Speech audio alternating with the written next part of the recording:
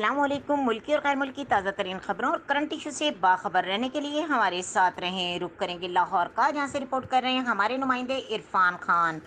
फ़राइज़ से गफलत बरतने वाले अफसरान के खिलाफ सख्त कार्रवाई का फैसला। एक बार फिर आपको बताते चलें, फ़राइज़ से गफलत बरतने वाले अफसरान के खिलाफ सख्त कार्रवाई का फैसला। तफसीलात के मुताबिक वज़ीर आला पंजाब सरदार उस्मान बुज़दार ने फ़राइज़ से गफलत बरतने वाले अफसरान के खिलाफ सख्त कार्रवाई का फैसला कर लिया। पंजाब में सीनियर सिटीजन के लिए बाहिम्मत प्रोग्राम शुरू किया गया।